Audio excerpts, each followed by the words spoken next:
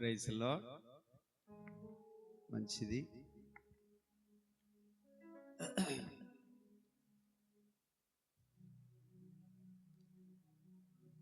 ఎవరైనా వాళ్ళు భూమి మీద మనతో ఉన్నప్పుడు వారి విలువ మనకంత అర్థమవ్వదు, కానీ ఈ లోకాన్ని విడిచిపెట్టి వెళ్ళిపోయిన తర్వాత వారి విలువ, వారికి లేని లోటు అనేది మనకు తెలుస్తుంది. మనతో ఉన్నంత వరకు మనకు అర్థమవ్వదు. అందుకే మా అమ్మకు గుర్తుగా ఇంటిపైన ఆ స్లాబ్ కూడా ఆమె డబ్బులతోనే ఇంటిపైన స్లాబ్ వేయడం జరిగింది. కొంచెం డబ్బులు వచ్చినాయి, ఇంకో 2.5 లక్ష నా చేతికి ఇచ్చారు. 5 లక్షలు వచ్చాయి నాకు. 5 లక్షలు నా చేతికి ఇచ్చి ఉంటే ఒక 2.5 లక్ష మా అక్కోళ్ళిద్దరికి ఇచ్చేశాను. ఎందుకంటే వాళ్ళకు భాగాలు వేయని పరిస్థితి ఉన్నప్పుడు సరే అని చెప్పేసి పాస్టర్ అమ్మను కూడా మాట్లాడి, పాస్టర్ అమ్మ కూడా పర్మిషన్ తీసుకొని ఇద్దరం కలిసి మాట్లాడుకొని నాకు వచ్చినటువంటి 5 లక్షలలో 2.5 లక్ష మా అక్కోళ్ళిద్దరికి ఇచ్చేసి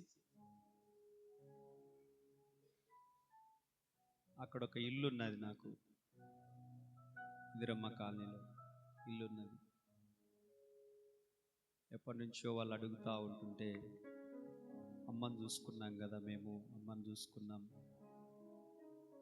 నలుగురు కలిసి మాకేదన్నా చెయ్యండి అని వారు అడిగినప్పుడు నలుగురితో ఏం పని అని చెప్పి నా దగ్గరున్న దాంట్లోనే ఎంతో కొంతకు అని చెప్పేసి, అది ఎంతో ఖరీదైనప్పటికీ ఎవరు ఒప్పుకోనంత తక్కువలో వాళ్ళకి ఆ ఇల్లు కూడా ఇచ్చేసాను మా అమ్మ మీద ప్రేమతోటి. ఆమె గుర్తుకు ఏదో ఒకటి ఉండాలని మాతో పాటు ఒక 2.5 లక్ష మాత్రమే నా చేతికి తీసుకొని ఇంటి మీద మరలా స్లాబ్ ఒకటి వేసుకున్నాను. నా దగ్గర ఉండి కాదు, కానీ ఆమెకు గుర్తుగా ఏదో ఒకటి ఉండాలి నా ఇంటికి అని చెప్పి ఆమె డబ్బులతోనే నేను ఇంటి మీద స్లాబ్ వేసుకోవడం జరిగింది. మా అక్కోళ్ళకు కూడా 2.5 లక్ష నా దాంట్లో నుంచి ఇచ్చేశారు. దేవుని డబ్బులు కాదు అవి, అమ్మకు వచ్చిన వాటిలలో నుంచి నాకు వచ్చిన వాటాలో కొంచెం. ఇంకా ఉన్నాయి, పొలాలు ఉన్నాయి, స్థలాలు ఉన్నాయి. ఇంకా మేమేం దాని గురించి మాట్లాడుకోలేదు, కానీ ఆమె గుర్తుగా ఉండాలని చెప్పేసి. ఎందుకు ఈ మాటలు చెప్తున్నానంటే, ఆమె మా సొమ్ము ఏం తినలేదు, మేము నలుగురము ఆమెకేం పెట్టలేదు. ఆమె మా 6 మందికి చేసి వెళ్ళింది. అది చాలా మందికి తెలుసు. ఆమె ప్రార్థన చేసేటువంటి లోటు గురించి డిస్కషన్ వచ్చి మా అన్న నాతో అన్నాడు, ఏడుస్తూ ఇద్దరం ఏడ్చుకుంటూ మేము ఆమెలాగా మన కుటుంబాల గురించి ఎవరు ప్రార్థనలు చేస్తారు, మన సంఘాల గురించి ఎవరు ప్రార్థన చేస్తారని మా అన్న నాతో చెప్పి ఏడుస్తా ఉంటే నేను ఒక గట్టి మాట చెప్పా. వెంటనే ఏడు పాపేశాడు. ఏం చెప్పాను అనంటే, ఇంతకాలం మన నలుగురు కుటుంబాల గురించి, సంఘాల గురించి ఆమె ఒక్కతే ప్రార్థన చేసింది. ఇదిగో ప్రార్థన చేయడానికి సంఘంలో ఇంతమంది ఉన్నారు ఇప్పటి నుంచి మన కుటుంబాల కొరకు అని చెప్పాను. మా అన్న షాక్ అయిపోయాడు. నేను ఎందుకు మిమ్మల్నే పిలిచాను అనంటే, సంఘ క్షేమం నిమిత్తమై, దైవజనుడి క్షేమం నిమిత్తమై ప్రార్థించే బిడ్డలు మీరని. నేను పిలిస్తే 100 మంది వస్తారు. మా అన్నోళ్ళు కూడా నన్ను కలిసిపోవడానికని వచ్చారు. ఇందాక వచ్చి ఏడ్చి వెళ్ళారు. ఇందాకనే వెళ్ళారు వాళ్ళు, వచ్చి ఏడ్చి వచ్చి సమాధి దగ్గరికి వచ్చి అంత చూసి, పరిస్థితి అంతా చూసి నా దగ్గరికి వచ్చి ఏడ్చి వెళ్ళారు, కలిసి వెళ్ళారు. సంఘాన్ని పిలుచుకోవచ్చు. నేను చాలా మంది నాకు తెలిసినటువంటి వాళ్ళు ఉన్నారు, పరిచయస్తులు ఉన్నారు, నేను పిలిస్తే చాలామంది సేవకులు వచ్చేవాళ్ళు ఉన్నారు. కానీ సంఘం కొరకు ప్రార్థన చేసేది ఎవరు? దైవజనుడి కుటుంబం కొరకు ప్రార్థన చేసేది ఎవరు? ఈ 2-3 నెలల నుంచి ఇదిగో ఈ గ్రూపుల వాళ్ళు వచ్చి ప్రార్థనలు చేస్తున్నారు. నా కుటుంబ క్షేమం నిమిత్తమై, నా ఆరోగ్యం నిమిత్తమై. కాబట్టి భౌతికంగా మా అమ్మ లేకపోయినా అందరూ మా అమ్మ, మా అక్క చెల్లెలే కదా, నా అన్నదమ్ములే కదా. మా అన్నోళ్ళు భౌతికంగా నాతో లేకపోయినా నా అన్నదమ్ములే కదా. నేను ఒక్క మాట చెప్తే నడుచుకుంటూ వస్తారు, టౌన్ నుంచి నడుచుకుంటూ వచ్చి ప్రార్థనలు చేస్తారు మా గురించి. నేను ఒక్క మాట చెప్తే 100 రూపాయల ఆటోలు పెట్టుకొని మీరు వచ్చి రోజు 7 గంటల నుంచి 9 గంటల వరకు ప్రార్థన చేసిపోతున్నారంటే చిన్న విషయం. నేను మీకు ఒక్క రూపాయి కూడా ఇవ్వను. మీరు వచ్చి కన్నీరు గార్చి ప్రార్థనలు చేసి 9:30 దాకా చలిలో ఉండి ఒక్కోసారి నడుచుకుంటూనే పోతుంటుంటారు, నేను అందుబాటులో లేకపోతే, ఆటోలు అందుబాటులో లేకపోయినా. మీకంటే ఎవరు ప్రేమిస్తారు మమ్మల్ని? మేము కూడా మా తల్లిని మీలోనే చూసుకుంటున్నాం, మా అన్నోళ్ళను మీలోనే చూసుకుంటున్నాం. మా గాంగ్ ఎవరున్నారు సేవకులమైన మా కుటుంబానికి? నేను రోగంలో ఉన్నప్పుడు, పడకలో ఉన్నప్పుడు వచ్చి పలకరించింది మీరే, సంఘమే నన్ను పలకరించింది. నా కష్టంలో వచ్చింది మీరే. దేవుడు మిమ్మల్ని ఇచ్చాడు నాకు. మా అమ్మను తన సింహాసనం దగ్గర ఉండడానికి తీసుకెళ్ళిన అంత ప్రార్థనా పరులను నాకు ఇచ్చాడు ప్రభు. కొంతమంది ఉన్నారు అక్కోళ్ళు, రెగ్యులర్గా నా కొరకే ఎక్కువసేపు ప్రార్థన చేసే వాళ్ళు ఉన్నారు. ఇక్కడ మామూలుగా ప్రార్థనలు చేసే బిడ్డలు ఉన్నారు, గంటల తరబడి చేస్తారు మీరు. కానీ నా కొరకే, నన్నొక కొడుకుగా, నన్నొక అన్నగా భావించి నా కొరకే ఎక్కువ సమయం గడిపే వాళ్ళు ఉన్నారు ఇక్కడున్న తమ్ముళ్ళల్లో కానీ, నా ఎదురుగున్న అక్కలలో కానీ. కాబట్టి మిమ్మల్ని పిలుచుకొని ఈ చిన్న ప్రార్థన ఏర్పాటు చేసుకోవాలని ఆలోచన కలిగి ఉన్నాను. చాలా సంతోషం మీరందరు రావడం. మా అమ్మ ఎన్నో స్వస్థత కార్యాలు దేవుణ్ణి బట్టి చేసింది. ఎంతోమందికి నేను ఇప్పటికీ చెప్పగలను, మా అమ్మ తిరగని వీధి లేదని. ఎందుకంటే ఏ వీధికి వెళ్ళినా మా అమ్మ అక్కడ కనపడుతుంది ఎవరికొకళ్ళకి. మా అమ్మ చచ్చిపోయేంత వరకు ప్రతి శుక్రవారం మధ్యాహ్నం 3 గంటల దాకా అన్నం తినకుండా ప్రార్థనలు చేసేది. కాశీమత లాభం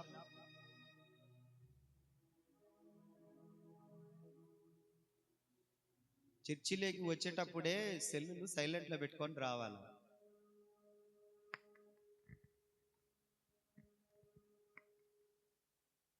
ప్రతి వీధి తిరిగి దేవుని సువార్త చేసిందమ్మ. ప్రతి వీధి ఎంతో మందికి భరోసానిచ్చింది. అన్న చెప్పినట్లుగా చర్చికి రాకపోతే ఎవరన్నా వాళ్ళ ఇంట్లోకి వెళ్ళి వాళ్ళ కొరకు ప్రార్థనలు చేసి చేసి చేసి చేసి వాళ్ళను ఏదో ఒక రీతిలో వాళ్ళను దేవుని మందిరానికి తీసుకొచ్చి దేవుని సన్నిధిలో ఉంచేది. సుచాపమ్మ, దాన్ని సుచాపు.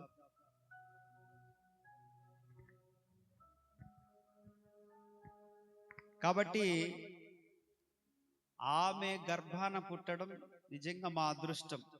జోనాథన్ అన్న చెప్పినట్లుగా ఆమె కడుపున పుట్టడం. ఆమె ఎప్పుడు మా గురించి ఏదో అవ్వాలని ఆశపడలేదు, కానీ సేవకులు అవ్వాలని కోరుకుంది.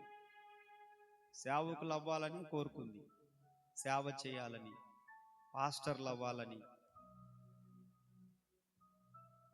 నిజంగా ఇంకా వేరేది అయ్యింటే మేము ఎలా ఉండేవాళ్ళమో, అసలు ఉండేవాళ్ళమో లేదో నాకు తెలియదు, కానీ ఆమె ఎందుకు ట్యాబ్లెట్లు వేసుకోలేదో, ట్యాబ్లెట్లు వేసుకోదు, ఆమె షుగర్ ఉంది భయంకరంగా, ఆమె ఎందుకు ట్యాబ్లెట్లు వేసుకోలేదు? దేవుడు పిలిస్తే నేను వెళ్ళిపోవాలరా, ఇక్కడ నేను వచ్చిన పని అయిపోయింది అని అంటుండేది మాతోటి. దేవుడు నన్ను పంపించిన పని అయిపోయింది, దేవుడు పిలిస్తే వెళ్ళిపోవాలి, ఎందుకు ఈ ట్యాబ్లెట్లు, మంచంలో పడి ఉండాలన్నా నేనుండను అని చెప్పి చిన్నపిల్లలాగా మారం చేసేది. లాస్ట్ 3 రోజులు మా అమ్మ మంచం కాడనే ఉన్నాం మేము. అన్నట్లుగా మాకేం సౌకర్యాలు ఏం లేవు, బాత్రూమ్ కానీ తినడానికి కానీ ఉండడానికి కానీ మేము కనీసం పడుకోవడానికి కూడా ఏం లేకపోయినా ఆ ఇంటికాడ మా అమ్మ మంచం చుట్టే మేము కనిపెట్టుకొని. అయితే ఒక మాట చెప్పాలి, మా అమ్మకి ఎప్పుడు ఆరోగ్యం బాగలేకపోయినా మోషన్స్ అయిపోయి మంచంలోనే వాంతికి చేసుకొని లెయ్యలేని పరిస్థితిలో ఉన్న అక్కడి నుంచి ఎవరన్నా ఫోన్ చేసిండ్రంటే నేను పాస్టర్ వెళ్తాం. ఎక్కువగా మా అమ్మకు పరిచర్య చేసింది మాత్రం మన పాస్టర్మే పరిచర్య చేసింది ఎక్కువ. వాళ్ళ అమ్మలాగా మా అమ్మను చూసుకుందని చెప్పడంలో ఎంత మాత్రం సందేహం లేదు. ఆ మంచంలో లెటిన్ కూర్చొని వాంతికి చేసుకొని అట్లనే పడిపోయింటే మా అమ్మ పాస్టర్ అమ్మ లేపి ఆమెను శుభ్రంగా స్నానం చేపించి మొత్తం క్లీన్ చేసేసి ఒక వారం మేము ఆన్నే ఉంటాం. మరలా ఆమె కుదుటబడేంత వరకు మేము ఆన్నే ఉండి ఆమె లేచి మరలా తిరుగుతుందన్నప్పుడు మేము ఇంటికి వచ్చేవాళ్ళము. అప్పటిదాకా పిల్లలను అత్తోళ్ళ ఇంట్లో సరళకోల దగ్గరనే ఉంచి అట్లా చేసుకుంటూ వచ్చాం. ఆమెకు అంత పరిచర్య చేసింది పాస్టర్. మా విషయంలో మాత్రం అభినందించవచ్చు. ఆ విషయంలో మా అమ్మను వాళ్ళ అమ్మలాగానే చూసుకొని ప్రేమించి పరిచర్య చేసింది. నేను డబ్బులు విషయంలో కూడా సరయ్య దేవుడిచ్చిందే మనం వాడుకుందాం, ఇచ్చేసే ఆడపిల్లలకు కదా అని చెప్పినప్పుడు నేను కూడా నాకేం పెద్ద ఇదేం కాదు, ఎందుకంటే నాకు కింద బాటం నుంచి వచ్చినని కాబట్టి మంచి చెడ్డలు నాకు తెలుసు, కష్ట సుఖాలు నేను అన్ని ఎరిగినోనే కాబట్టి. మా అమ్మ అంటుండేది,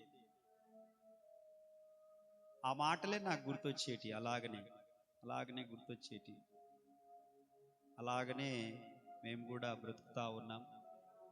ఎవరిని నమ్ముకోవద్దు, దేవుణ్ణి నమ్ముకోండి, దేవుని జోబి వైపు చూడండి, దేవుని చేతి వైపు చూడండి అని చెప్తా ఉంటుంది. దేవుని జోబిలో నుంచి తీసుకోండి, దేవుని చేతి వైపు చూడండి. మనుషుల దగ్గర అయిపోతా ఉంటుంటాయి, నిరుత్సాహం వస్తుంది. దేవుని జోబిలో ఎప్పుడు అయిపోవరా అని చెప్తుంటున్నాం. దేవునికి స్తోత్రం. నిజంగా అటువంటి అద్భుతమైన తల్లి, నిజంగా ఆ తల్లి కడుపున పుట్టిన కాబట్టే నేను సేవకునైనాను, అనేక మందిని సేవకులను చేశాను, దేవుని ప్రేమను పంచాను, బాప్తిస్మాలు ఇవ్వగలిగాను, సేవ చేస్తున్నా. కానీ ఇంకా నేను ఎవరి ఇంట్లోనన్నా పుట్టింటే నేను ఎలా ఉండేవాడిని ఒక్కొక్కసారి అనుకుంటా ఉంటుంటాను. నేను ఇంకేదన్నా ఇంట్లో పుట్టింటే నేను ఏం పనికి పోతుండేవాడిని, ఏ ఉద్యోగం చేస్తుండేవాడిని, నేను ఎక్కడుండేవాడిని. సేవ కష్టమైనది, చాలా కష్టమైనది. మీరు ఎదురుగా చూస్తారు, వీపు మీకు తెలియదు. ఎన్ని అవమానాలనే బాణాలు గుచ్చుకొని ఉంటాయో, ఎన్ని కష్టాలనే బాణాలు గుచ్చుకొని ఉంటాయో, ఎంత దుర్మార్గమైన కపట సహోదరుల యొక్క మోసానికి బలైపోయి ఉంటామో, ఎంత పరిస్థితులు భరిస్తూ ఉంటామో. మీకు ఈ పార్టీ తెలిసి వెనక పార్టీ మీకు తెలియదు. కొంతమందికి తెలుసు. ఇన్ని వందల మందిలో ఒక 10-15 మంది సంఘంలో సహకరించే బిడ్డలు ఆర్థికంగా, ఒక 25 మంది పరిచర్యకు సహకరించే బిడ్డలు పరిచర్య పరంగా. మిగతా వాళ్ళందరూ దేవుని భక్తి చేయడానికి కొంతమంది, వాళ్ళ అవసరతలు తీర్చుకోవడానికి కొంతమంది వచ్చేటువంటి బిడ్డలే. కానీ ఆ ఉన్న 10-15 మంది అయినా ఈ పరిచర్యను మోస్తా ఉన్నారు. వాళ్ళంతా ఆ 25 మంది పరిచారం చేసే బిడ్డలైనా నమ్మకంగా వాళ్ళు పనులు మానుకొని దేవుని పని చేస్తూ ఉంటారు. దేవునికి స్తోత్రం. అందుకే ప్రార్థన గుంపులను ఏర్పాటు చేశాను. డిసెంబర్ నుంచి చాలామంది బిడ్డలు ప్రార్థన చేయడానికి చక్కగా వస్తూ ఉన్నారు. నాకు చాలా సంతోషం అనిపించింది. మా అమ్మే గుర్తొచ్చింది నాకు. మా అమ్మ ఏదైతే కోరుకుందో అది జరుగుతుంది. జఫనీ శాస్త్రయ్య గారు ఏదైతే చెప్పిండో అది జరుగుతుంది మందిరంలో. బాయ్ ఒక్కళ్ళన్నా రోజు ప్రార్థన చేసేటట్టు చూడు చర్చిలో అన్నాడు. నువ్వు టౌన్లో కాదు, చర్చి కాడు ఉండొచ్చి ఒక్కళ్ళన్నా చర్చిలో ప్రార్థన చేసేటట్టు చూడు. ఎవరు ప్రార్థన చేయకపోతే నువ్వన్నా ఆ రోజు ప్రార్థన చెయ్యి. మొత్తానికి ధూపం మారిపోకూడదు చర్చిలో అని మా అమ్మ చెప్తుండేది. అదే మాట జఫనీ శాస్త్రయ్య గారు చెప్పారు నాకు మొట్టమొదటిసారి ఇక్కడికి వచ్చినప్పుడు. అప్పటి నుంచి ఉండేది. కానీ ప్రతిదానికి సమయం రావాలి కదా, అలాగున్న సమయం వచ్చింది. వచ్చే ఒక్కొక్కసారి ఇద్దరే వచ్చి ప్రార్థన చేసిపోతూ ఉంటారు. చాలా సంతోషం. అలాగున సంఘంలో ప్రార్థనలు జరగడం అనేది మనందరి కుటుంబాలకు మేలుకరమైంది. మేమందరము సేవకులము అనే ఒక బిరుదు పొందుకున్నామనంటే ప్రార్థన ద్వారానే. మీ పిల్లలు కూడా ఒక స్థాయికి వెళ్ళారంటే ప్రార్థన ద్వారానే. మీరు కూడా బ్రతికున్నారంటే మీ ప్రార్థన ద్వారానే, సంఘంలో జరుగుతున్న ప్రార్థన ద్వారానే అని గుర్తుపెట్టుకోవాలి. కాబట్టి ఈ కార్యక్రమానికి వచ్చినటువంటి మీ అందరికీ హృదయపూర్వకమైన వందనాలు తెలియజేస్తున్నాను. మా అమ్మగారి గురించి ఎంతసేపు చెప్పినా నిజంగా గర్వం కాదు, అతిశయం కాదు, వాస్తవమే, ఉన్నమాట వాస్తవమే. పెద్ద పెద్ద సేవకులే మా అమ్మగారి గురించి మాట్లాడుతూ వస్తూ ఉన్నారు. అయ్యా, అసలు మీ అమ్మ సంఘానికి ఎంతమందిని నడిపించింది ఇది వరకు ఉన్నప్పుడు. ఆ కాలనీ, చిన్న కాలనీ మొత్తం మీ అమ్మేరా ఆయన నడిపించింది అన్నాడు మొన్న పోతే ఇమ్మానుయేల్ మినిస్ట్రీస్ ఆయన జర్మియా గారు. ఆ చిన్న కాలనీ నుంచి వచ్చే వాళ్ళందరూ మీ అమ్మే తీసుకొచ్చింది ప్రార్థనలకు. అసలు వాళ్ళు ఎవరో కూడా మాకు తెలియదురా నాయన. మీ అమ్మ మరి ప్రతి ఇంటికి పోయింది. వాళ్ళు రెడ్డీస్ అని లేదు, చౌదరీలని లేదు, కాపులని లేదు, అన్యజనుల మధ్యకి వెళ్ళి అసలు వాళ్ళు ఎట్ట పిలిచిండ్రో మీ అమ్మను ఎట్ట పోయిందోరా నాయన, అందరి ఇళ్ళకి వెళ్ళింది. వాళ్ళందరినీ 30 మంది ఇక్కడికి వచ్చారంటే మీ అమ్మేరా కారణం అన్నాడు మన పోయినప్పుడు. ఇంకా జాల సాక్ష్యము కడుపు నిండిపోయింది. ఇంకా సాక్ష్యానికి మీ అమ్మేరా నాయన, అసలు వాళ్ళ ఇళ్ళల్లోకి ఎట్టబోయిందో, అసలు పోయి వాళ్ళందరినీ తీసుకొచ్చిందిరా నాయన. ఇప్పుడు వాళ్ళందరూ ఆఫీసర్లు అయ్యారు. ఇప్పుడు మాకు కానుకలు, దశంభాగాలు వాళ్ళే ఎక్కువ ఇచ్చే సంఘంలో అంటున్నాడు ఆయన. దేవునికి స్తోత్ర. వాళ్ళ పిల్లలు ఆఫీసర్లు అయినరంట. అసలు చిన్న విషయం కాదు. వాళ్ళ కొరకు ఎప్పుడు ప్రతి శుక్రవారం వెళ్ళి వాళ్ళ ఇళ్ళకి వెళ్ళి ప్రార్థన చేస్తుందంట. ప్రతి శుక్రవారం, ఆ రోజు ఉపవాసం ఉంటుంది. ప్రతి శుక్రవారం వెళ్ళి ప్రార్థన చేసేది. వాళ్ళ పిల్లలు ఇప్పుడు ఆఫీసర్లు అయ్యారు నాయన. వాళ్ళు ఇప్పుడు మంచిగా, వాళ్ళల్లో ఒక అతను ఫ్యాక్టరీ పెట్టుకున్నాడు. వాళ్ళల్లో ఒక అతను స్టీల్ ఫ్యాక్టరీ పెట్టుకున్నాడు. స్టీల్ రాడ్లు అవన్నీ చేసే ఫ్యాక్టరీ. ఇక్కడ ఇది వేస్తారు, ఏమంటారు వాటిని, రోలింగ్ చేసి స్టీల్కి సంబంధించిన ఎన్ని పైపులు, ఆ ఫ్యాక్టరీ పెట్టుకున్నాడు ఆయన జీడిమెట్లలో కూడా. ఆయన కూడా అబ్రహాం గారు మొన్న పోతే ఫ్యాక్టరీ దగ్గరికి తీసుకెళ్ళి అప్పుడు అంటున్నాడు, మీ అమ్మ లేకపోయింటే నేను ఎప్పుడో చచ్చిపోయేటోని రాజు అని. ఒక పెద్ద యాక్సిడెంట్ అయిపోయి నేను పడి ఉంటే, మా వాళ్ళు డబ్బులు పెట్టడానికే భయపడింటే, మీ అమ్మ వచ్చి పూచీపడి ప్రార్థన రోజు 3 రోజులు ఈయన్నే ఉండి ప్రార్థన చేసింది. మీ ఇంటికా నుంచే క్యారేజ్ తీసుకొచ్చింది. మీ అమ్మ మీ ఇంటికా నుంచి క్యారేజ్ తీసుకొచ్చి నా కోసం 3 రోజులు ప్రార్థన చేసి, డాక్టర్ ఇంకా ప్రాణ ప్రమాదం లేదులే అంటే అప్పుడు ఇంటికి వెళ్ళింది మీ అమ్మ అని చెప్పి. ఆయన ఎవరు? మా బంధువు కాదు, మా రక్త సంబంధి కాదు. ఈ ఫ్యాక్టరీ ఈరోజు ఉంటున్నాను, నా పిల్లలు చదువులు చదువుతున్నారు, మా ఓడు ఒరిస్సాలో ఉద్యోగం చేస్తున్నాడంటే మీ అమ్మే అబ్బాయి కారణం. మీ అమ్మే అబ్బాయి అని అంటున్నాడు. నేను పోల్సబాయి కాలనీలో సుశీలమ్మలో తల్లి ఇంటికాడ ప్రార్థన జరుగుతుంటే, అక్కడ రమేష్ అన్నల ఇంటికాడ ప్రార్థన జరుగుతుంటే సుండిపేట నుంచి ఒక ఆమె వచ్చింది ఆ ప్రార్థనకి. వచ్చి ప్రార్థన అయిపోయిన తర్వాత, అయ్యా నువ్వు సువార్త మా తల్లి పాస్టర్ అమ్మ కొడుకువా అన్నది. అవునమ్మా అని అంటే, వెంటనే ఆమె డబ్బులు తీసి, అయ్యా ఎప్పటి నుంచో ఈ కానుక పాస్టర్మకి ఇవ్వాలనుకుంటున్నాను, సువార్తమ్మ పాస్టర్మకి, ఈ ఆమెకి ఇయ్యా అని ఇచ్చింది. దేనికమ్మానంటే వాళ్ళ అమ్మాయికి సంతానం లేదని చెప్పేసి వాళ్ళ అల్లుడు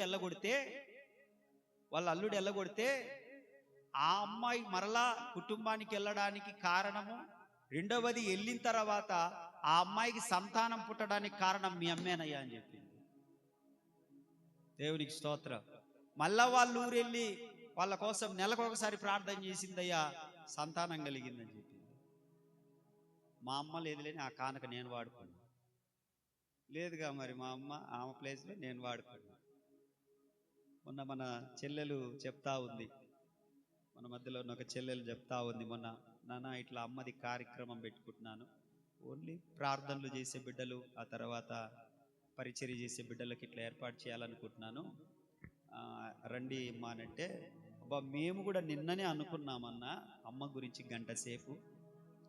ఒక భయంకరమైన ప్రమాదంలో నేనున్నప్పుడు వివాహ విషయంలో అమ్మ దగ్గరికి నేను పరిగెత్తుకుంటూ వెళ్తే, నీకేం కాదు పోమ్మాయి, నేను ప్రార్థన చేస్తున్నా, మీ నాన్న మీ అమ్మే వద్దంటారు పో, అసలు అది నేను చేస్తున్నా కదా, నేను చేస్తే నీకు తిరిగిలేదు అని చెప్పారు. ఆ రోజంతా ఆడ ఉండి ప్రార్థన చేయించుకొని వచ్చినాను. ఆ రోజు రాత్రే మా అమ్మ మా నాన్నే దాన్ని రిజెక్ట్ చేసిండ్రని చెప్పేసి. దేవునికి స్తోత్రం.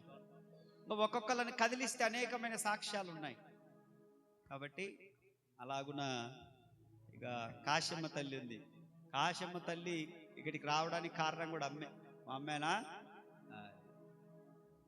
అట్లా ఒక్కొక్కలది సాక్ష్యాలు ఉన్నాయి. ఏది ఏమైనా దేవుని మహాకృపను బట్టి ఒక ప్రార్థన యోధురాలను జ్ఞాపకం చేసుకుంటున్నాం. యేసు క్రీస్తు ప్రభువారు ఆమెను మాకు తల్లిగా ఇచ్చాడు. యేసయ్యకే మహిమ కలుగును గాక, యేసయ్యకే మహిమ కలుగును గాక, యేసయ్యకే మహిమ కలుగును గాక. దేవునికి మేము రుణస్థులం, మా అమ్మకు కాదు. ఎందుకంటే ఆమె గర్భాన మమ్మల్ని పుట్టించినందుకు, యేసయ్యకు మేము రుణస్థులం. రెండవదిగా మా అమ్మకు మేము రుణస్థులం. అందుకే దైవజనులు సిద్దిపేట ప్రకాశయ్య గారు చెప్పినటువంటి ఆ మాటను అక్కడ రాపిచ్చాను. నా శరీరం సమాధిలోనికి వెళ్ళింది, నా సాక్ష్యము సమాజంలోనికి వెళ్ళింది, నా ఆత్మ దేవుని వద్ద ఉన్నదని. చాలా అద్భుతమైనటువంటి ఆదరణ కలిగించే మాట. ఒక్క మాటలో చెప్పాలంటే లింగక్క కూడా పోయి ఏడుస్తూ ఉంటుంది అలా కొడుకు విషయంలో. యవ్వన ప్రాయంలో ఉన్నటువంటి వాడు ఇంజనీరింగ్ చదువుతూ అన్నం తింటూ మధ్యాహ్నం తల్లి ఒడిలోని కుప్పగులి చనిపోయాడు. యవ్వనస్తుడు ఇంజనీరింగ్ చదివి కొడుకు చనిపోయాడంటే చిన్న విషయమా? నేల పట్టింది, కూతురు పిచ్చిదైపోయింది. ప్రతి సంవత్సరము గుండెల్లో దాచుకొని ఆ బరువు అల్లాడిపోయేది. ఎట్లా ఓదార్చాలి నేను ఈమెను, ఎలా ఓదార్చాలి అని చెప్పేసి చాలా బాధపడి దిగులు పడేవాడిని. ఒకరోజు నాకు ఈ మాటలు దేవుడే నాకు ప్రేరేపించాడు. పోయిన సంవత్సరంలో, అంతకుముందు సంవత్సరంలో ఆ వర్తమానం నేను చెప్పిన తర్వాత ఆ గుండెల్లో చాలా ఓదార్పు పొందింది అక్క కూడా. నిజం, నా కొడుకు పరలోకంలో దేవుని దగ్గర ఉన్నాడని. అనిల్ శరీరం సమాధిలోకి వెళ్ళిపోయినా సంవత్సరం జరుగుతున్న ప్రార్థన ద్వారా ఆ అబ్బాయి సాక్ష్యం సమాజంలోనికి వెళ్ళిపోతుంది. ఆత్మ దేవుని దగ్గర ఉందని ఓదార్పు. నిజంగా నాకు అనిపించింది, మా అమ్మ కూడా అక్కడనే కదా ఉన్నది. ఆమె మా అమ్మ కూడా అక్కడనే ఉంది. అందుకని నేనేం బాధపడను. కానీ ఎందుకు బాధపడనంటే, మా అమ్మలాగా ప్రార్థన చేసి మిమ్మల్ని ఇంతమందిని ఇచ్చింటే ఇంకెందుకు నాకు బాధ? నా తల్లిలాగా చూసుకుంటే మిమ్మల్ని అందరినీ, పాస్టర్మను ఇంతమందిని దేవుడు నాకు ఇచ్చింటే నేను బాధపడాల్సిన పని ఏం లేదు. కాకపోతే ఆ లోటు అనేది తొలుస్తూనే ఉంటుంది. ఏది ఏమైనా దేవుని కృపను బట్టి అమ్మ మన మధ్యలో లేకపోయినా ఆమె ప్రార్థన జీవము కలిగింది. కాబట్టి ఆమె ప్రార్థన మనతోనే ఉంది, మా కుటుంబాలతోనే ఉంది, మన సంఘముతోనే ఉంది. కాబట్టి మనము కూడా, ఇందాక అన్న చెప్తా వచ్చాడు, మనము కూడా సువార్తమ్మలాగా మారాలనంటే అర్థం ఏంటంటే అలాంటి ప్రార్థన యోధులుగా మారాలని అర్థం. అంతే, మన కుటుంబాల కొరకు. అది మన కుటుంబాలకి క్షేమం. అది ఆమె మా కుటుంబానికి క్షేమకరమైన పని చేసి వచ్చిన పని ముగించుకొని న్యాయం చేసి వెళ్ళిపోయింది.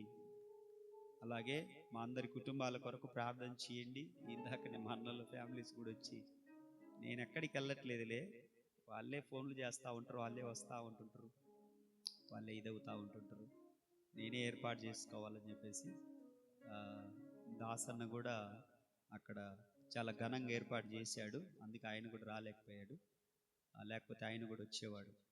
కాబట్టి ఇలాగున ప్రత్యేకించి ఇంకా మాకున్నది ఎవరు? దేవుడిచ్చిన మీరే కదా. మీరే మా కొరకు ప్రార్థన చేసి మా అమ్మ లేని లోటును తీర్చుదురుగాక. నాకు ఎవరు లేని లోటును మీరే తీర్చుదురుగాక. మంచి అయినా మీరే, చెడవుతారా మీరు? నాకన్నీ మీరే, నా దగ్గరున్నా మీకే, నేను సంతోషించిన మీరే, నేను బాధపడ్డా మీరే, ఏదైనా మీరే, నేనేం చెప్పుకోవాలన్న మీరే. కాబట్టి ఇంకా నా తల్లి తర్వాత ఉన్నది దేవుడిచ్చినటువంటి మీరే. కాబట్టి అలాగున మనము కూడా మన ఇంట్లో ఒక్కొక్కలం ప్రార్థన పరులాగా మారి దేవుని కృపను అనుభవించుదుముగాక. మంచిది. ఇక నేను ప్రార్థన చేసి నా ఆశీర్వాదంతో ముగించాలనుకుంటున్నాను. ఓకేనా? అందరు మోకరించినట్లయితే చిన్న ప్రార్థన చేస్తాను.